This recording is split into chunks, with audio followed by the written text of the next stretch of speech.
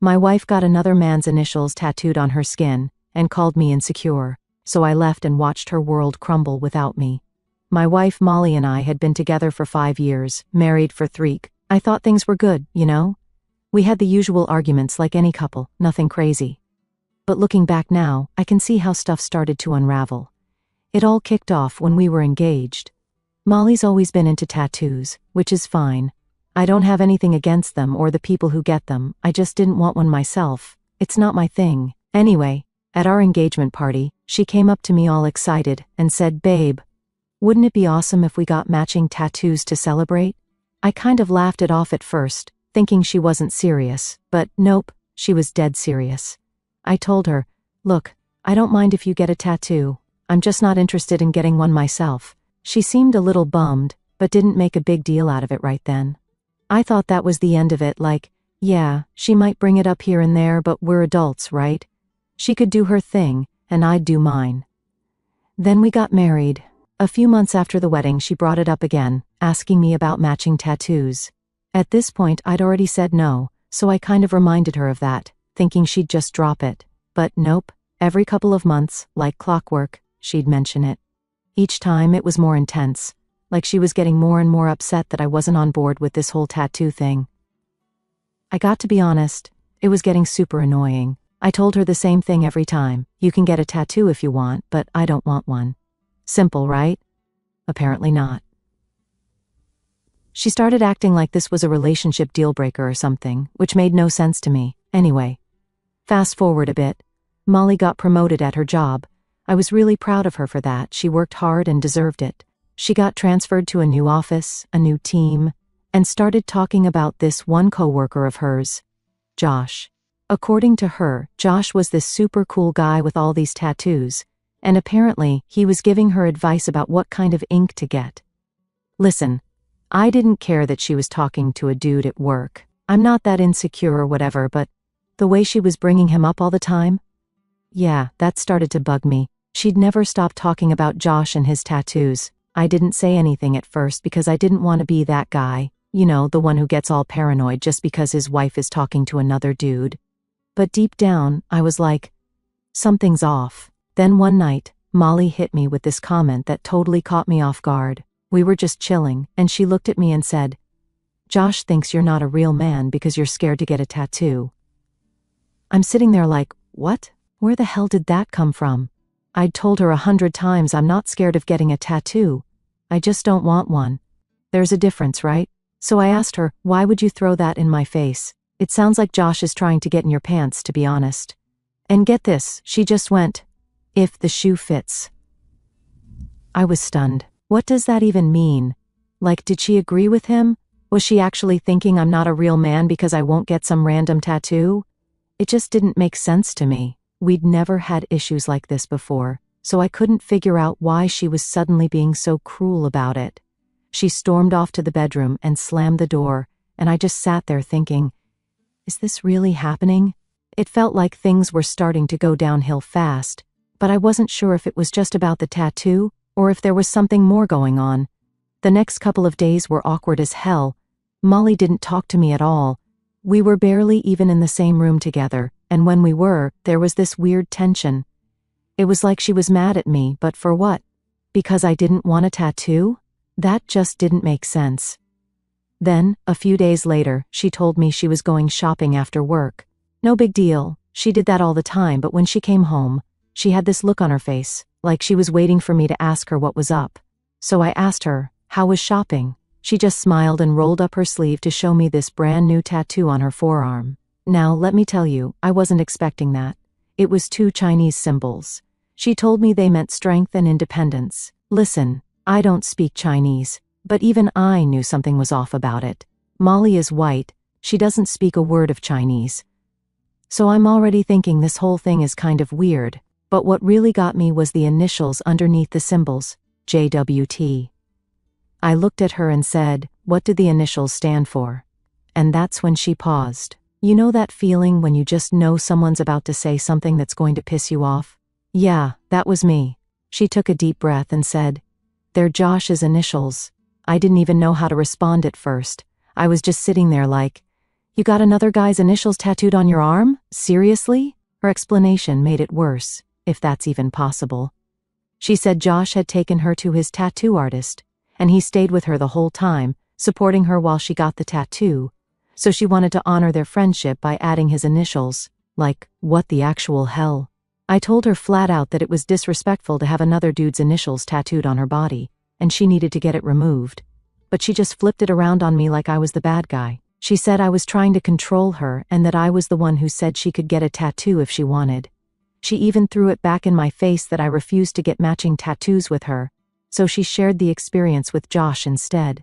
That was the moment I knew we were in real trouble. I couldn't believe she was acting like I was in the wrong for being upset. I mean, how could she not see that what she did was completely disrespectful? We barely spoke for the next few days. When we did, it was always about the tattoo, and every time she'd tell me to just get over it. Like it was no big deal. But it was a big deal to me, a huge deal. After that whole tattoo thing, I started seeing Molly in a completely different light. You know when you've been with someone for so long, and then one day you just realize they're not the person you thought they were? Yeah, that's where I was at. The tattoo was bad enough, but it wasn't even just about the ink on her skin. It was the attitude, the way she acted like I was crazy for being upset. It's like I was living with a stranger. So one night, I'm sitting in the living room watching TV, and Molly's on the phone. She's in the next room, but I can hear her laughing and chatting away. Normally, I wouldn't care, it's just a phone call, right? But then I hear her say Josh's name. My ears immediately perked up. At this point, I've got all these doubts swirling around in my head, and hearing her talk to him just rubbed me the wrong way. I couldn't make out everything she was saying, but it was enough to know they were way too comfortable with each other. The way she was laughing at whatever he was saying, it wasn't a coworker laugh, if you get what I'm saying.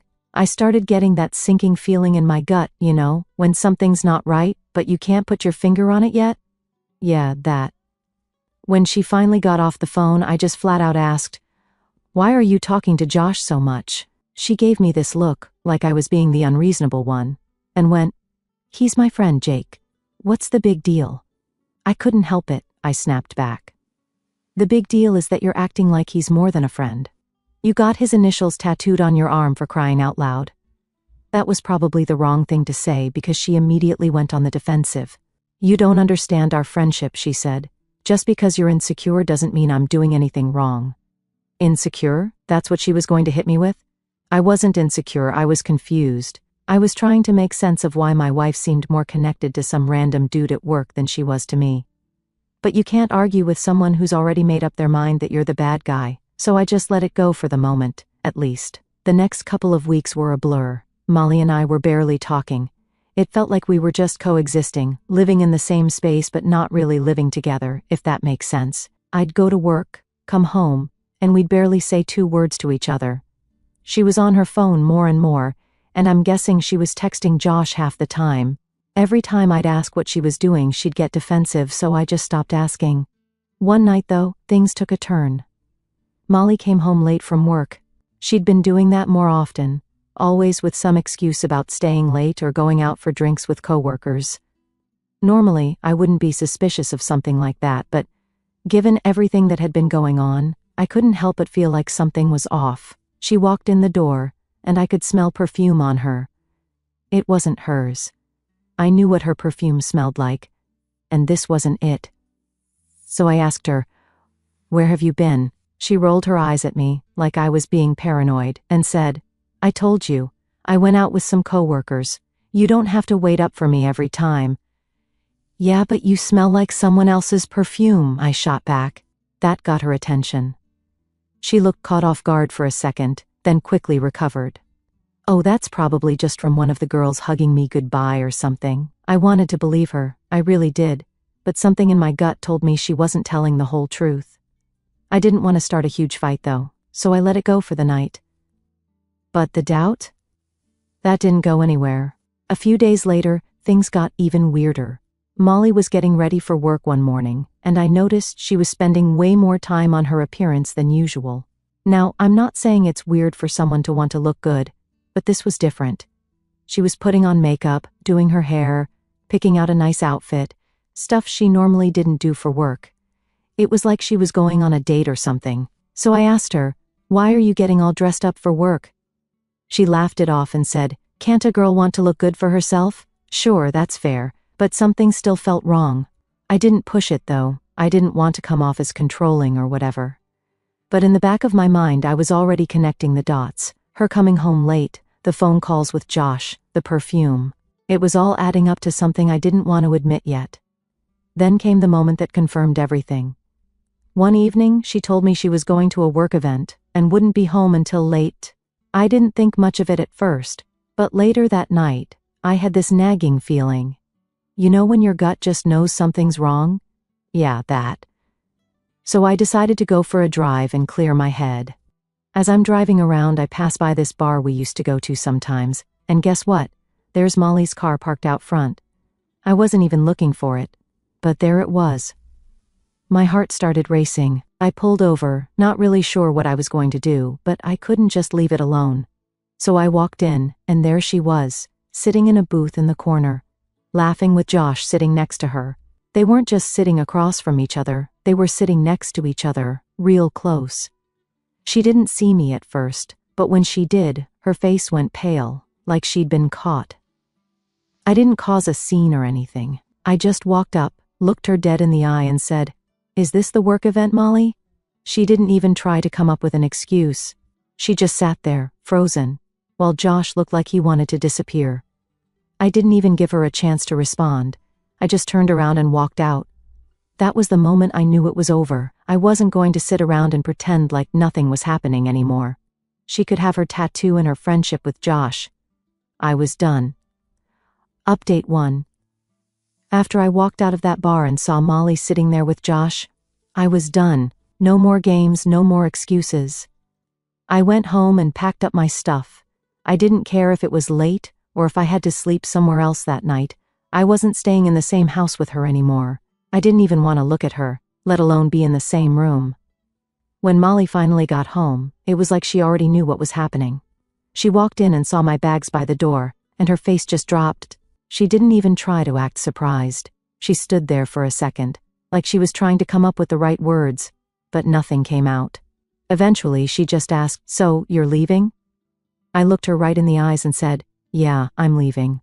"What did you expect?" She didn't say anything at first, just stood there looking at me, like she was waiting for me to cool down and change my mind. But I wasn't changing my mind. I was done being treated like a joke. Finally, she said, "It's not what you think." That's when I lost it. "Oh, really? So you're not sitting in a bar with some guy who you've been obsessing over, who you've got tattooed on your arm, while you've been lying to me for weeks?" Because that's what it looks like to me. She looked like she wanted to defend herself, but she didn't have a leg to stand on. I wasn't stupid. I knew what was going on, even if she hadn't admitted it out loud yet. She tried one more time. "We were just talking." I laughed. I couldn't help it. "Just talking? That's what you're going to go with?" At that point, I didn't care what her excuse was. I'd heard enough. I grabbed my bags and started heading for the door, but before I could leave, she grabbed my arm. I turned around, and there were tears in her eyes. For a split second, I felt like I should stop, like maybe there was still something left to salvage. But then I remembered everything, the tattoo, the late nights, the phone calls, and most of all, the fact that she lied. I pulled my arm free and said, "This isn't on me, Molly. You did this. You made your choices." She didn't try to stop me after that. I walked out the door, and that was that. I didn't look back. I ended up staying at a buddy's place for a few days while I figured out what to do next. It wasn't exactly ideal, but it gave me space to clear my head. My friend Ryan was pretty shocked when I told him what happened. He'd met Molly a few times, and she'd always seemed so nice and normal, you know, but I guess you never really know someone until something like this happens. The next few days were a blur of phone calls, text messages, and just trying to get my life together. Molly tried to reach out a few times. She sent me texts saying things like, "I'm sorry, and can we talk?" But I wasn't interested in hearing her apologies. What was there to talk about? She had another guy's initials tattooed on her, for God's sake. That's not something you can just explain away. I wasn't stupid. I knew that this wasn't just some innocent friendship like she tried to claim. I had that gut feeling from the start, but I didn't want to believe it at first. It was all too clear now, and honestly, I wasn't interested in hearing her excuses or whatever twisted version of the story she was going to try to sell me. A few days after I left, she showed up at Ryan's place. I guess she figured out where I was staying. I wasn't exactly hiding, but I didn't expect her to come find me either. Ryan wasn't home when she knocked on the door, so it was just me. I didn't want to let her in, but she was standing there in the rain, looking like a mess, so I let her inside. I wasn't about to have some dramatic scene out in the street. She came in, dripping wet, and sat down on the couch. Neither of us said anything for a while. I could tell she'd been crying, but I wasn't going to fall for that. I just sat there, waiting for her to speak. Eventually, she broke the silence.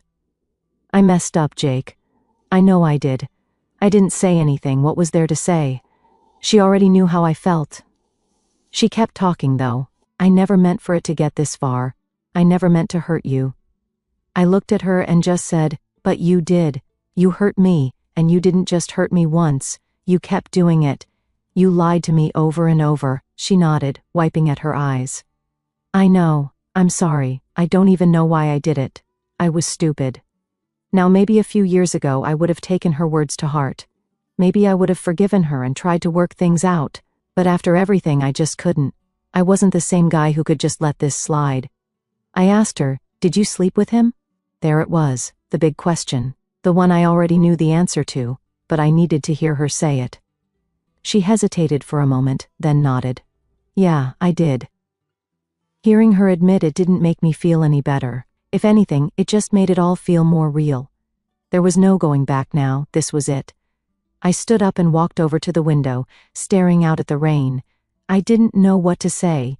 Part of me wanted to yell, to scream at her for betraying me. But I was too tired for that. I just felt drained. "You should go," I finally said, without even turning around to look at her. She didn't argue, she didn't fight. She just stood up, grabbed her purse and left. And just like that, it was over.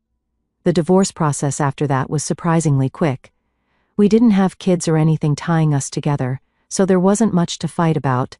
I kept the house, she moved in with a friend, and we both signed the papers. Done deal. We only spoke a few more times during the whole thing. And every time we did, it was civil, polite even, but it felt cold, like we were two strangers, not two people who had been married for years. When the divorce was finally finalized, I felt relieved. Not happy, not sad, just relieved. It was like a weight had been lifted off my chest. I didn't have to pretend anymore. I didn't have to keep wondering if she was lying to me, if there was something going on behind my back. It was done. I'd never imagined my marriage ending like this, but life has a way of surprising you, I guess. And honestly, I'm okay with that. I'm ready to move on. Update 2. After the divorce was finalized, I thought that would be the end of it. I thought we'd both move on, go our separate ways, and that would be it. But as usual, life doesn't really go the way you expect, and Molly? She wasn't quite done messing with me. A couple of weeks after everything was settled, I started getting these random texts from her. At first, they were just those polite, meaningless kinds of messages, you know, like, "Hope you're doing okay," or just checking in. I ignored most of them because, honestly, what was there left to say? We weren't together anymore, and I didn't need her checking in on me like we were still friends or something. Then one night, she sent me this long message out of nowhere. It was like a wall of text. She started talking about how she was struggling with the divorce, and how things weren't going the way she thought they would. She mentioned that she was having problems with Josh, of course, and that her life was kind of falling apart. Now, I'll admit, part of me felt a little bit of satisfaction reading that. It was like, well, what did you expect? But another part of me, a smaller part I guess, felt bad. I mean, I didn't want her life to fall apart. I just wanted her to take responsibility for what she'd done. But it was like she was still playing the victim. She ended the message by asking if we could meet up to talk. She said she needed closure, that she wanted to apologize face to face. I wasn't sure what to do. On one hand, I didn't really want to see her again. On the other, I guess I could understand needing some closure. Plus, I figured it'd be the last time I'd ever have to deal with her. So I agreed. We met up at this little coffee shop not far from where we used to live. I got there first, sat down, and waited. The whole time I was sitting there, I was going over everything in my head, like I was mentally preparing for whatever excuses or apologies she was going to throw at me. When she finally walked in, I almost didn't recognize her. She looked different. I'm not saying she looked bad or anything, but there was something off. She looked tired, worn out, like life had really hit her hard these past few weeks. It wasn't the Molly I remembered, that's for sure. She sat down across from me, and we kind of just sat there awkwardly for a few minutes. Neither of us really knew how to start. Eventually, she spoke up. "Jake, I'm sorry," she said, her voice shaky. "I've been thinking about everything that happened, and I realize now how much I hurt you." I nodded, not really sure what to say. I wasn't there for an apology, I was there to hear her out and close this chapter for good. But she kept talking. "I shouldn't have done what I did," she continued with Josh. "I didn't mean for it to happen the way it did. I wasn't thinking clearly." I raised an eyebrow. "You weren't thinking clearly, Molly? You had another guy's initials tattooed on your body. You lied to me for months. How is that not thinking clearly?" She looked down at the table, fiddling with her hands. I know, it sounds bad, but I wasn't happy. I felt like we were drifting apart, and I didn't know how to deal with it. I couldn't help but scoff at that. "So instead of talking to me about it, you decided to go to him? You thought cheating was the solution?" She didn't say anything, she just sat there looking guilty. But I wasn't in the mood to let her off the hook that easily. I'd spent too long trying to figure out why she'd done what she did, and now she was finally admitting it, but it didn't feel like enough. It wasn't enough to just say, "I'm sorry." I took a deep breath and leaned forward. "You know, Molly, I loved you. I would have done anything to fix whatever was wrong, but you didn't give me a chance. You didn't even let me in. You just went behind my back and betrayed me." Her eyes filled with tears, but I wasn't moved. I'd seen her cry before, and it always felt like a way to avoid responsibility. I wasn't falling for it this time. "I didn't mean for it to happen like this," she whispered. "I never wanted to hurt you." I sat back in my chair, feeling a mix of frustration and relief. Frustration because she still didn't seem to fully get it, and relief because I was finally getting everything off my chest. "Well, you did hurt me," I said flatly. "And now you're dealing with the consequences. We're not together anymore, and that's because of you." She wiped her eyes, trying to hold herself together. "I know," she said quietly. I don't know what to do now. My life is a mess." I shook my head. "That's not my problem anymore, Molly. You made your choices, now you've got to live with them." We sat there in silence for a while after that.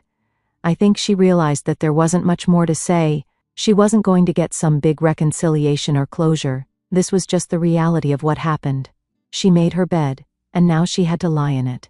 After a few minutes, she finally stood up, grabbed her bag and said, "Thanks for meeting with me, I needed this." I didn't really respond, I just nodded, and she walked out. And just like that, it felt like a weight had been lifted off my shoulders. I hadn't realized how much I needed to say those things until I said them. The next few weeks were a lot easier after that. I wasn't getting texts from her anymore, and I didn't have that nagging feeling in the back of my head about what had happened. It was done, over. I could finally start moving on with my life, and that's exactly what I did. I got back into my routine, started hanging out with friends more, focusing on work. It felt good to get back to normal, or whatever my new version of normal was. Molly was in the past, and that's where she was going to stay. I'm not saying it was easy, it wasn't. There were moments when I'd think back to everything and feel angry or sad or confused, but every time those feelings came up, I'd remind myself that I made the right choice. I wasn't going to let her drag me down anymore. The truth is, sometimes things just fall apart, and there's nothing you can do about it. You just have to pick up the pieces and keep going, and that's what I did. Update 3. So here we are, it's been about 6 months since the divorce, and honestly, I feel like a completely different person. I didn't think I'd get to this point so quickly, but cutting Molly out of my life was like flipping a switch. It's weird how things that used to matter so much just don't anymore. I've been focusing on myself, trying to rebuild, getting back to doing things I enjoy, hanging out with friends, and just not having to worry about someone constantly making me feel like I'm not enough. It's crazy how much emotional weight lifts off your shoulders when you're not in a toxic situation anymore. But even though things have been going well for me, of course, Molly wasn't done stirring the pot. One day, I got a text from a random number. It was a long message, one of those that you have to scroll down to read. At first I thought it was spam, But when I started reading, it became clear it was from Josh. Yeah, that Josh. The message was some kind of weird apology, but also this backhanded way of explaining why things with Molly weren't going the way he thought they would. It was one of those I didn't mean for things to happen like this kinds of deals, but the part that really got me was when he started complaining about Molly. Apparently, after I left, their little relationship went downhill fast. He said something like, "I thought things would be different between us once you were out of the picture, but it turns out Molly's not who I thought she was." He went on about how she'd become clingy and demanding, and how she wasn't the same person he'd gotten close to at work. I couldn't help but laugh. Like, what did this guy expect? He got involved with a married woman and thought everything would be sunshine and rainbows once I was out of the picture? It was almost too perfect. It's like karma hit him right in the face, and now he wanted to talk to me about it. Nah, I wasn't going to entertain that. I didn't reply. What was the point? I didn't need an apology or explanation from him. As far as I was concerned, they both deserved whatever mess they'd gotten themselves into. Let them deal with each other. I was moving on. But a few days after that, Molly tried reaching out again. This time, it was a phone call. I hadn't heard from her since that awkward coffee shop meeting, so I was surprised when her name popped up on my screen. I hesitated for a second, wondering if I should just let it go to voicemail, but curiosity got the best of me, so I answered. Her voice sounded shaky, like she'd been crying or something. "Jake, I know you don't want to hear from me, but I really need to talk to you." I sighed, already feeling drained by the conversation we hadn't even had yet. "What is it, Molly?" She launched into this whole story about how things with Josh were falling apart. She was going on and on about how he wasn't treating her right, and how she regretted everything that had happened between us. She actually said, "I made a mistake, Jake. I didn't realize how much I needed you until you were gone." Now, maybe a few months ago, that might have gotten to me. Hearing her say she regretted leaving might have felt like some kind of validation. But not anymore. I was over it. I didn't need her to tell me she'd made a mistake because I already knew that. "Molly," I said, cutting her off, "we're done. You made your choices, and now you have to live with them. I've moved on, and you need to do the same." She got quiet for a minute, and I could hear her sniffling on the other end. Part of me felt bad, but I wasn't going to get sucked back into that mess, not after everything. I don't know what to do," she whispered. "I thought things would be different with him, but it's not. I miss what we had." That was the moment I knew she didn't actually miss me. She missed the security. She missed having someone who was there for her no matter what, but she didn't care about me, not really. She was just upset that things hadn't worked out with Josh the way she wanted. "I can't help you, Molly," I said, trying to stay as calm as I could. "You made your bed, and now you've got to lie in it." That was it. She didn't say anything else, just hung up, and that was the last time I heard from her. After that call, I felt free, like truly free. I wasn't angry anymore, I wasn't sad. I just felt done. For the first time in a long time, I felt like I could breathe without all this weight on my chest. Looking back now, I realized that what I went through was probably for the best. I mean, yeah, it sucked. It was messy and painful, and there were days when I didn't think I'd ever feel normal again, but now I'm glad it happened. It woke me up. It made me realize what I deserve and what I won't put up with again. Since then, I've been focusing on myself. I've reconnected with old friends, picked up some new hobbies, and even started dating again. Nothing serious, but it's been fun, and for the first time, I'm not looking for someone to fill some void or fix what was broken. I'm just living my life, and it feels pretty damn good. I know people say time heals all wounds, and yeah, that's true to a point, but for me, it wasn't just time. It was about letting go of Molly, of the hurt, of the betrayal. Once I did that, everything else kind of fell into place. And if there's one thing I've learned from all this, it's that you can't control what other people do. You can only control how you react to it. Molly made her choices, and I made mine. I chose to walk away, to move on, and that's probably the best decision I've ever made. So yeah, that's where I'm at now. Life's not perfect, but it's a hell of a lot better than it was, and honestly, I wouldn't trade that for anything.